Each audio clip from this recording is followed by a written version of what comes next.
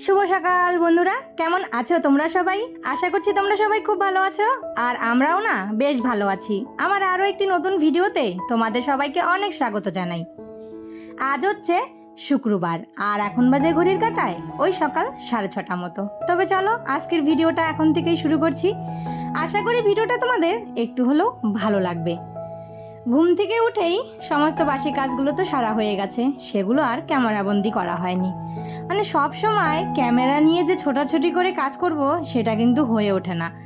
আমাদের এই ক্যামেরার আড়ালেও কিন্তু অনেক কাজ করতে হয়, সেগুলো যদি সব দেখানো যেত তাহলে হয়তো তোমাদের সঙ্গে শেয়ার করতে পারতাম, কিন্তু সেটা তো আর সম্ভব না। এত বড় ভিডিও তো আর কেউ দেখবে না। তো এইদিকে না, এই যে দেখো চলে এসেছি এই যে চান টান করে রান্নাঘরে। পুজো তো দিতে পারবো না, তাই সোজা রান্নাঘরে চলে এসেছি। এসে আগে চা বসালাম। তো এদিকে চায়ের ক্যানটার মধ্যে না দুধ আছে, তো সেই দুধটা আমি ফ্রিজে রেখেছি, তো সেটা আর বের করলাম না, তাই ছোট্ট হাঁড়িটার মধ্যেই একটু চা বসিয়ে নিয়েছি। তারপর হাজবেন্ড আর আমি দুজনে মিলে অনেক দিন পর দুজনে বসে চা খাচ্ছি আর এইদিকে আড্ডা দিচ্ছি। আমাদের কিন্তু এইরকম কিন্তু সকালে কোনো দিনও চায়ের সঙ্গে আড্ডা হয় না, কেননা হাজবেন্ড চলে যায় ডিউটিতে, আমি আমার কাজে লেগে পড়ি। তো আজকে হাতে সময় আছে, এখনও 7টা বাজেনি, হাজব্যান্ডও ডিউটি যায়নি, সে রেডি হয়ে গেছে ডিউটি যাবার জন্য।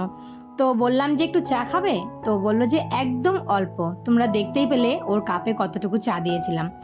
আর কালকে যে পিঠে করেছিলাম, সত্যি বলছি বন্ধুরা, পিঠেগুলো কিন্তু অসাধারণ হয়েছে খেতে।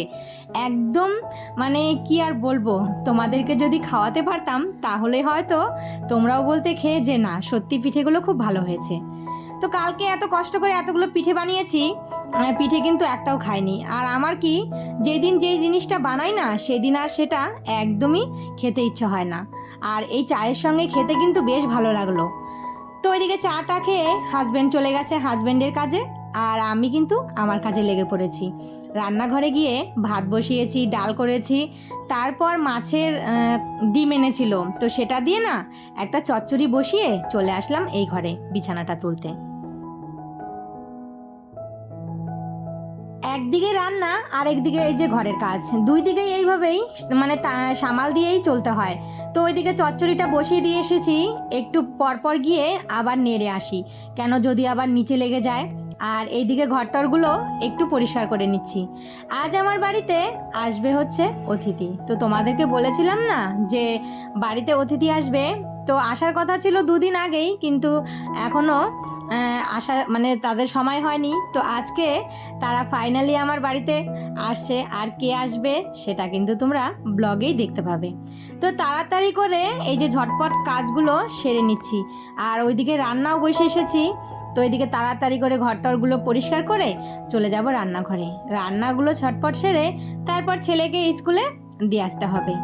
তো এই যে দেখো, ঘরের কাজ 1-2 দিন ছাড়া ছাড়া এই ঘরের এই ফার্নিচারগুলো তো পরিষ্কার করতেই হয়।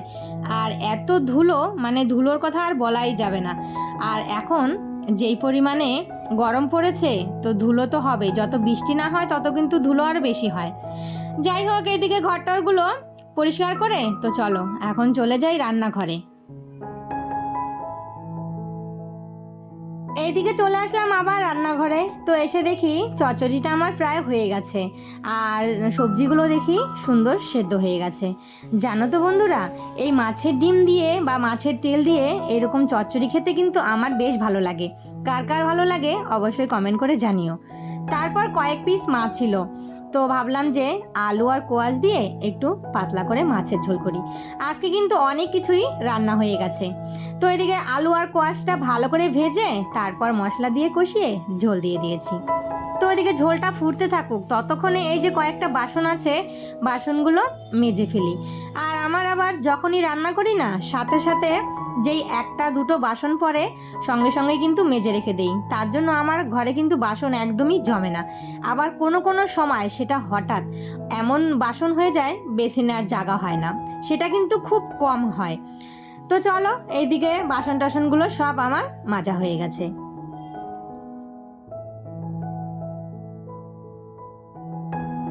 তো বন্ধুরা, তোমরা কেউ কি কিছু বুঝতে পারলে আমার বাড়িতে কোন অতিথি এসেছে? তো এই যে দেখো আমার মাম্মাম, তো আমার মাম্মাম এসেছে, আমার মা এসেছে আর বোন এসেছে।